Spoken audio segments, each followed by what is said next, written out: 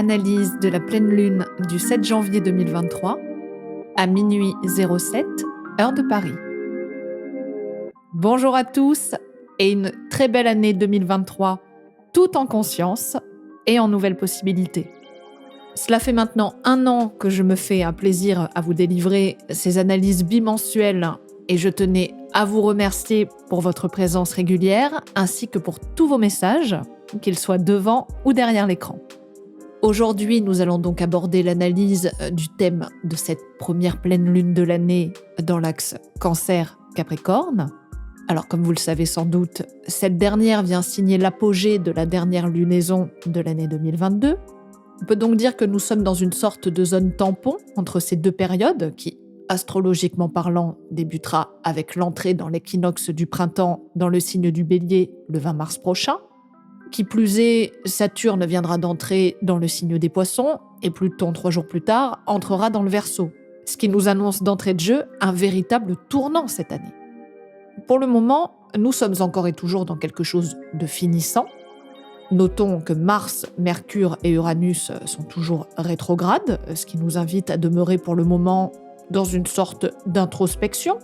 Nous allons détailler tout ça par la suite, histoire de nous préparer dès cette entrée dans cette nouvelle année.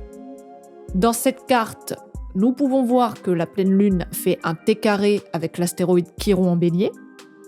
L'opposition entre la lune noire et Pluton est ici renforcée par la présence de Vénus, qui a été conjointe quelques jours plus tôt. Donc on pourrait dire que ce début d'année devrait raviver certaines insécurités, notamment en lien avec la difficulté d'agir sans entrave. Nos valeurs sont en train d'être profondément re-questionnées, transformées, et il est tout à fait normal que beaucoup d'entre nous puissent s'en soucier, surtout si nous avons tendance à nous accrocher aux aspects matériels des choses. 2023 est une année 7, un chiffre hautement spirituel qui nous invite à la réflexion, l'introspection et un certain détachement au profit de notre vie intérieure. Il est question de recentrage pour nous permettre la réharmonisation de tous les aspects de nos vies. Cette année, il n'est pas demandé de fuir la réalité, mais de la réinterroger complètement. Cela exige forcément pas mal de rigueur, qu'elle soit intellectuelle et spirituelle. Mais si nous y sommes invités, c'est que nous y sommes prêts. Il n'y a pas à en douter, nous avons toute l'année 2023 pour nous y atteler, et plus nous en serons conscients, plus nous relèverons ce challenge. Maintenant que tout ceci est dit, eh bien commençons.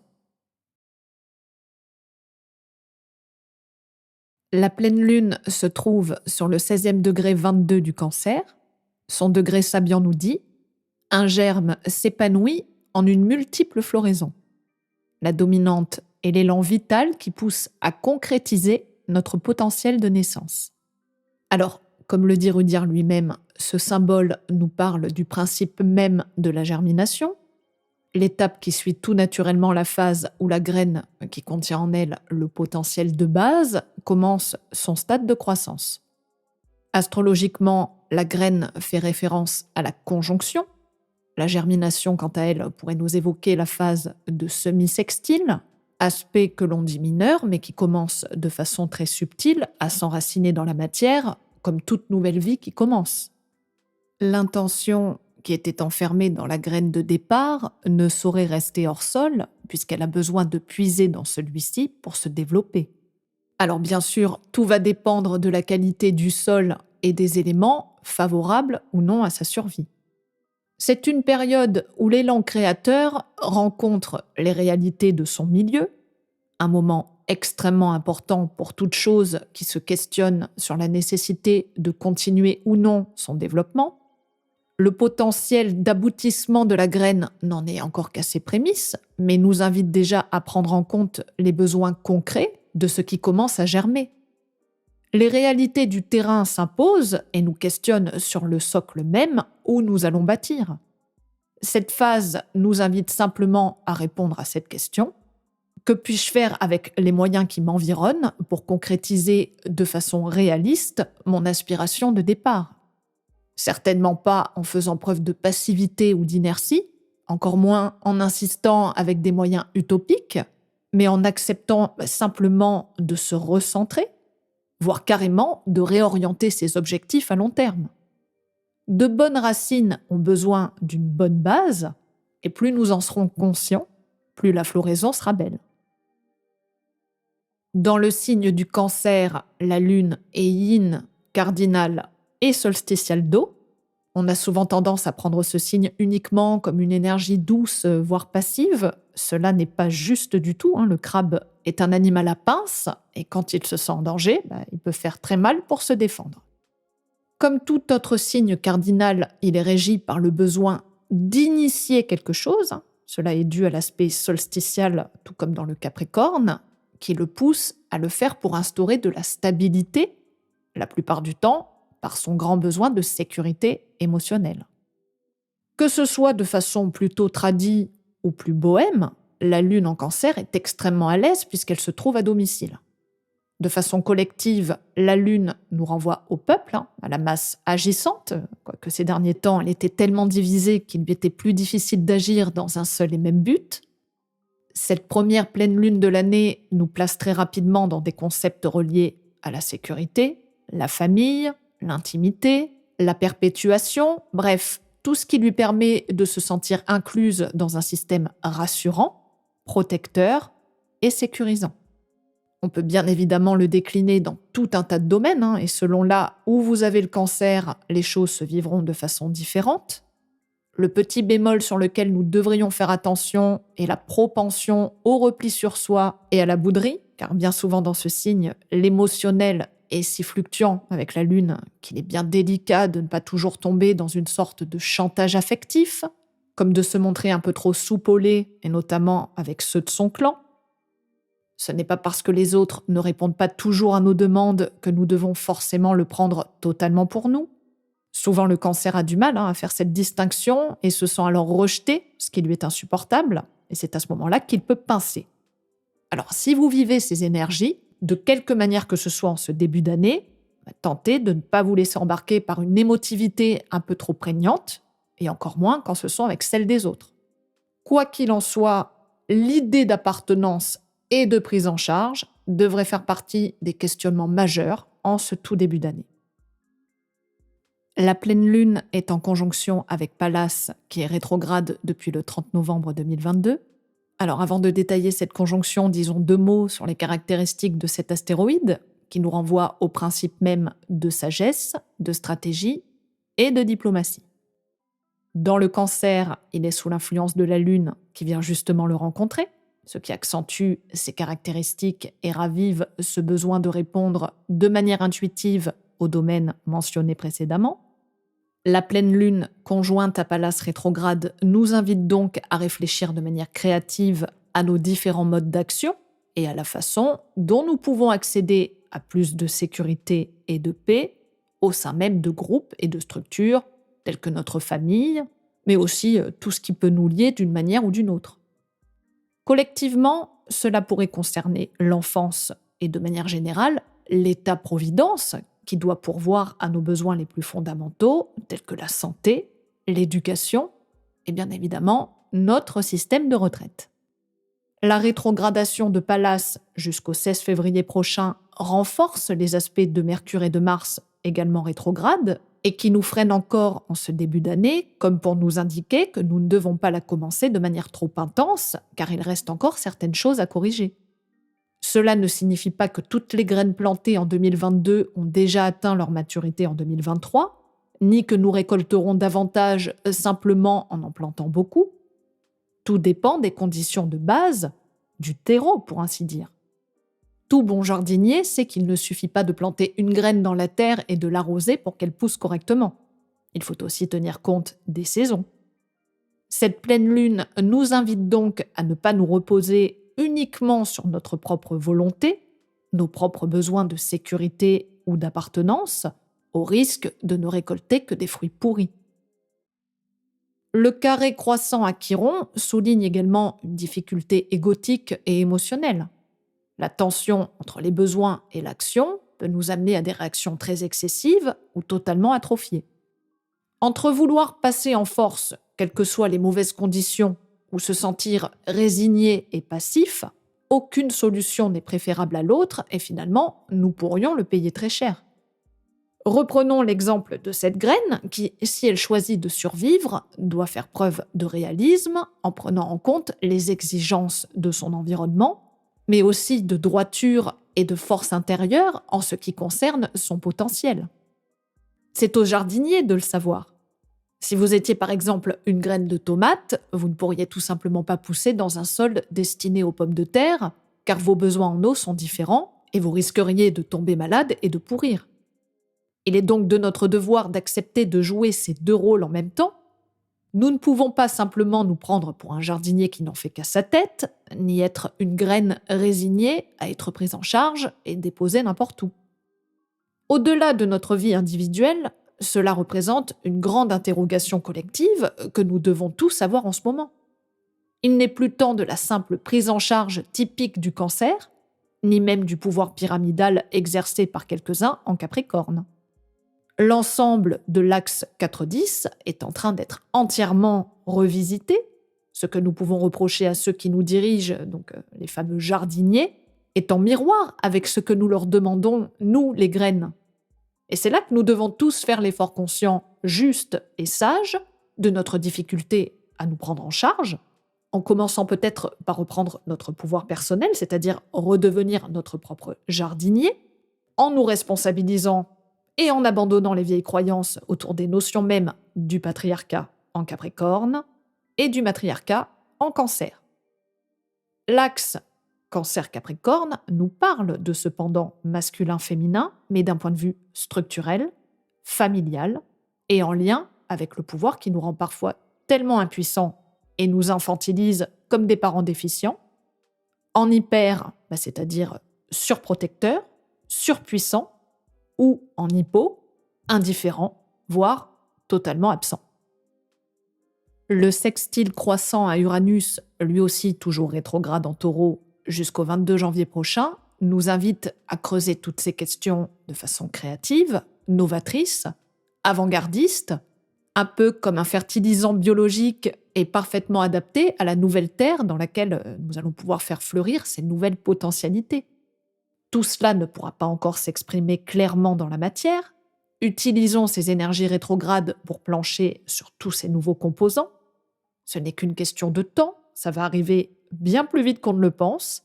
Alors profitons de ce début d'année pour ne rien bâcler, terminer certains deuils, balayer devant sa porte, voire même au sein même de son foyer, de façon symbolique et concrète, et surtout, reconnectons-nous à qui nous sommes vraiment. Laissons tomber les oripeaux, les masques, les couches qui ne servent véritablement plus à rien pour repartir d'un pied neuf et léger vers de plus verts pâturages. Le Soleil se trouve donc par opposition sur le 17e degré du Capricorne.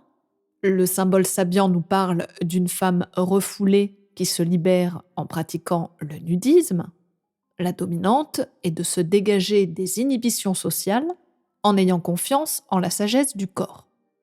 Il y a ici l'idée d'une mise à nu, que ce soit vis-à-vis des codes et des valeurs sociaux, culturels ou familiaux, en somme, tout ce qui touche aux structures chères au Capricorne.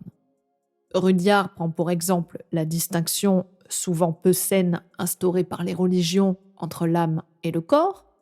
La société, en érigeant des principes de décence et de morale, nous impose également ses propres règles. À travers ce degré, il s'agit de trouver un moyen d'expression capable de se libérer de certaines inhibitions.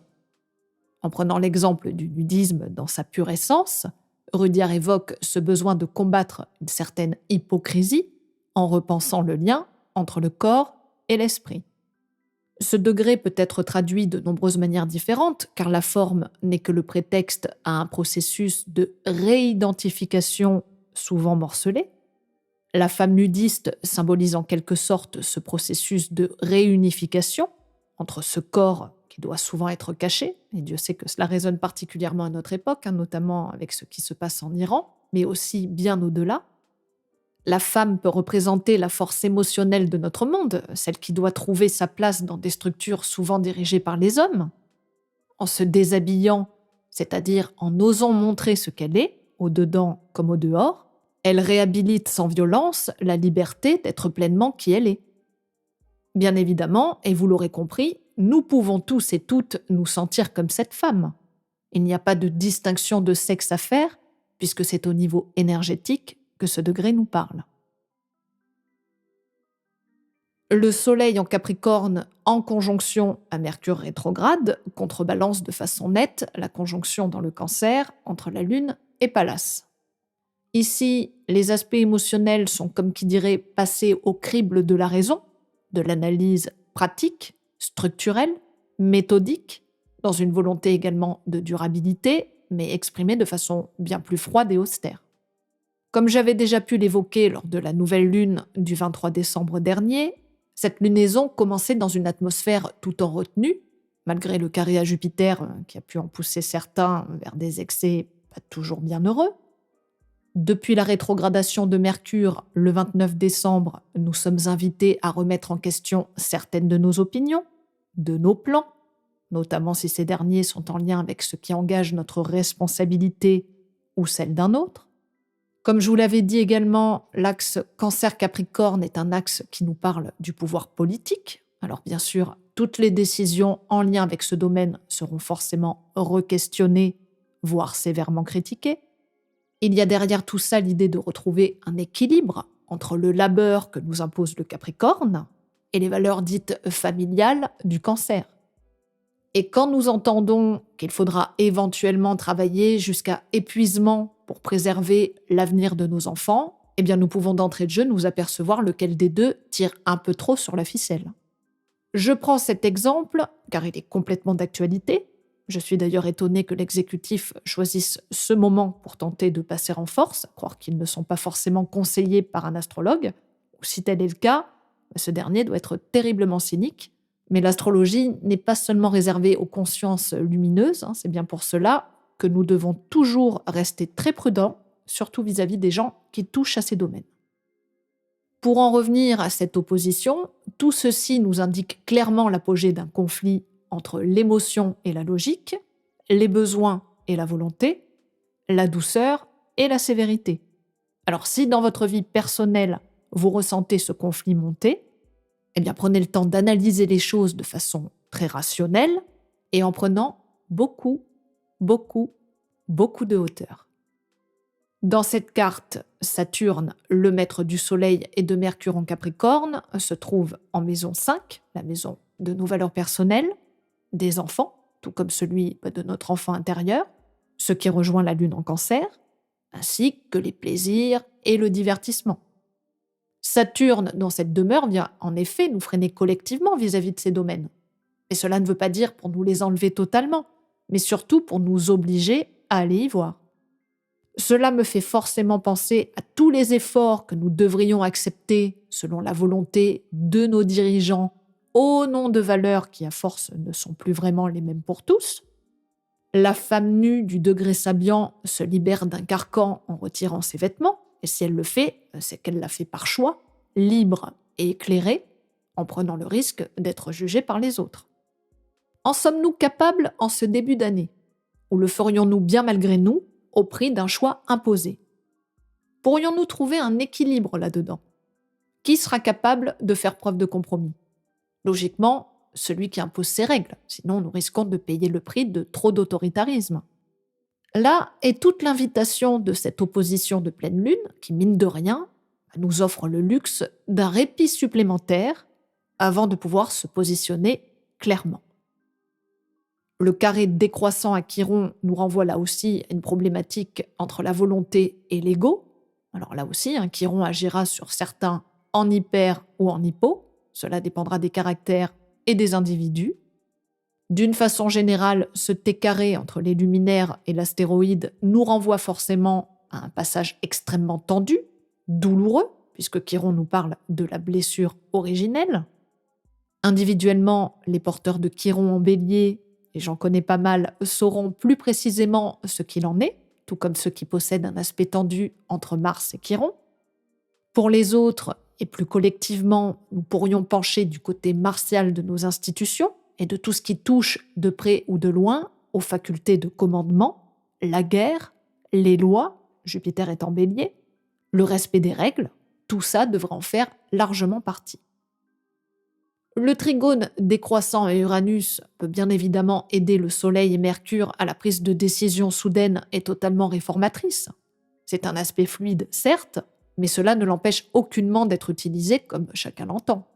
N'oublions pas cependant qu'un aspect décroissant, même s'il est bleu, doit d'une manière ou d'une autre accepter de ne pas tenir seulement compte de sa propre volonté, mais de lâcher un aspect de son ego pour quelque chose de plus grand que lui. Les autres en font partie, et individuellement comme collectivement, nous devons prendre en compte cette invitation.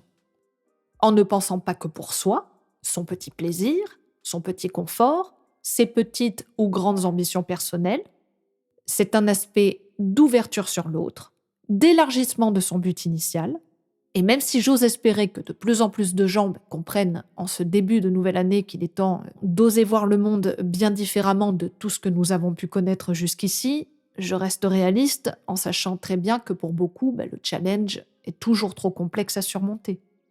Alors, les petites rivières peuvent devenir de grands torrents, l'histoire nous l'a prouvé à maintes reprises. Prenons exemple sur la femme nue du degré Sabian qui a su dépasser ses croyances, dépasser ses protections en rejetant ce qui, au bout du compte, l'aliénait totalement. Et ça, personne encore, pour le moment, ne pourra nous priver de ce droit fondamental à nous vivre authentiquement. C'est pour ma part tout ce que je vous souhaite pour cette nouvelle année 2023. Mettez-vous à poil et en vous ancrant telle une graine là où vous vous sentez le mieux. Pour les questions d'arrosage, ce n'est pas à moi de vous le dire, vous en conviendrez.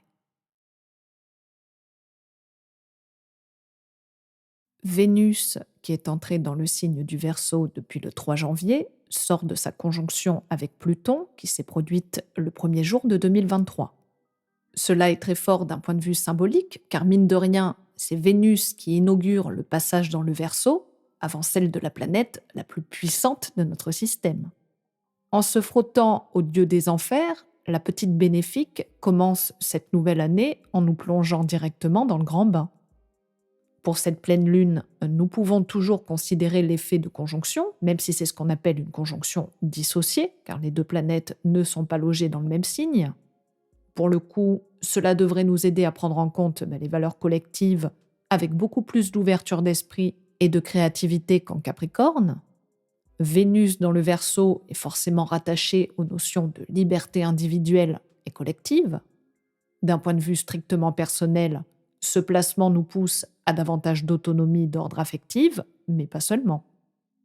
Tout ce à quoi nous pouvons tenir, comme l'argent que nous gagnons, les biens que nous possédons, et ce qui nous fait plaisir, nous met en joie, ne doit pas être vécu ni ressenti comme des contraintes, des liens trop étouffants, mais bien au contraire, comme des outils à notre propre émancipation.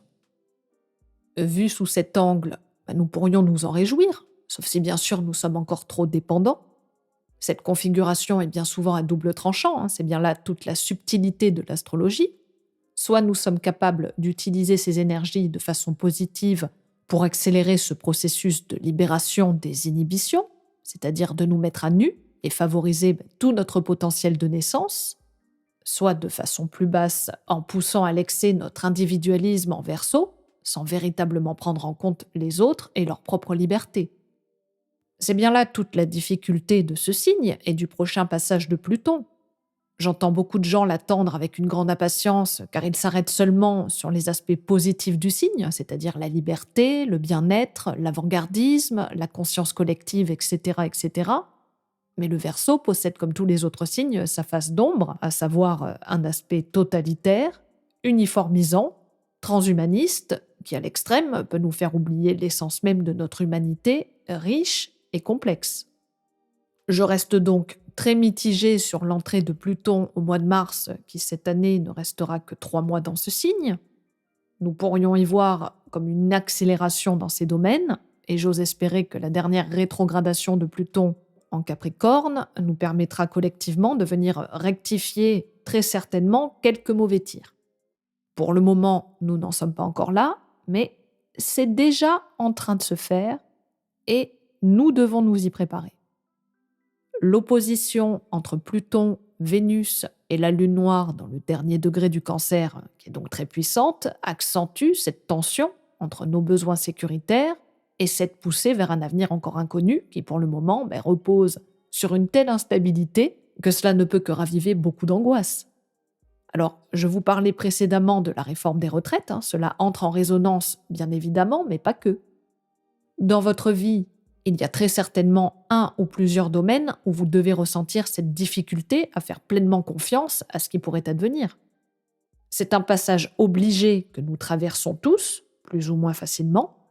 Pour la plupart, ce n'est pas une sinécure, c'est un fait, mais rappelons-nous que plus le passage est sombre et douloureux, un peu comme un accouchement, et plus la libération arrive.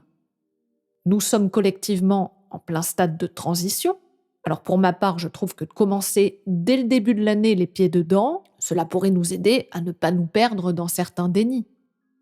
Vénus est plutôt bien aidée par Mars, même s'il est rétrograde, et par Jupiter. Alors là encore, il s'agit de deux aspects de trigone et de sextile décroissants, donc on n'oublie pas là encore à voir au-delà de nos ornières. Si nous acceptons de transformer nos valeurs, pour le moment toujours de façon intérieure, eh bien nous pourrions commencer à y voir un peu plus clair et je dirais même avec davantage d'optimisme que ces derniers temps. Malgré tout ce que nous pouvons entendre, nous pourrions développer certaines choses. Les opportunités de croissance, malgré l'inflation et tout ce que les médias nous assènent, sont pourtant disponibles. Encore faut-il faire preuve de créativité, de sens commun, en sachant développer notre faculté à prendre les devants pour initier quelque chose. C'est une très bonne période pour des projets neufs, novateurs, collectifs ou à visée humanitaire ou citoyen. Il ne s'agit pas ici de se fondre dans la masse, mais d'accepter simplement d'être un individu singulier parmi d'autres, suffisamment libre de s'épanouir ensemble dans de nouvelles structures, plus respectueuses les uns des autres. Alors, je ne vous cache pas que c'est un sacré projet pour notre monde, nous n'y arriverons sûrement pas en une année, c'est évident, mais Rome ne s'est pas construite en un jour et nous devons de toute manière respecter les grands cycles de l'univers. Plus nous serons capables de tenir notre feuille de route en respectant les énergies cosmiques, finalement les seules règles auxquelles nous sommes assujettis, et plus nous serons en mesure de passer ce cap au plus haut niveau de ce qui nous est demandé. Le trigone décroissant à Mars nous invite à prendre le temps de réfléchir très soigneusement sur nos relations, ce que nous en attendons pleinement. Cela nous parle aussi de nos véritables désirs et aspirations, même si ces derniers sont plus triviaux et qu'ils nous parlent de notre rapport à l'argent et à la matérialité. Tous les domaines vénusiens sont concernés. L'art, les plaisirs, la table, la nourriture, le pain, le vin, bref, vous m'avez comprise, tout ce qui nous permet collectivement de prendre plaisir à être ensemble. Mais tout ceci est en train d'être accouché. Quelles sont, en ce début de nouvelle année, nos réelles motivations vis-à-vis de tout ceci ? En quoi croyons-nous réellement maintenant ? N'aurions-nous pas ces derniers temps, notamment durant les fêtes de fin d'année, relativisé nos anciennes croyances, notre mode de consommation ? Personnellement, cette année, plus que les autres, j'ai senti le fossé entre consommation et plaisir. La notion de cadeau ne résonnait plus comme avant, les quantités encore moins, un peu comme si bien malgré moi, je me rendais compte à quel point ce qui semblait me combler ne l'était plus du tout. En fin de compte, je n'avais pas forcément besoin de quelque chose, et ça m'a libérée d'un poids qui au final n'était pas si léger que ça. Alors bien sûr, c'est un exemple très personnel. De votre côté, vous avez très certainement vécu les choses à votre sauce, voire dans un tout autre domaine. Mais je pense qu'il est bon, encore plus en ce moment, de ne pas avoir peur de se mettre à nu et de s'ouvrir aux autres, même si dès le départ nous pouvons craindre un jugement, car au final, c'est par là même que nous pourrons faire profondément lien et raccrocher les wagons. Et nous voilà arrivés à la fin de cette analyse qui, je l'espère, vous permettra de vous lancer dans cette nouvelle année calendaire avec ouverture et optimisme.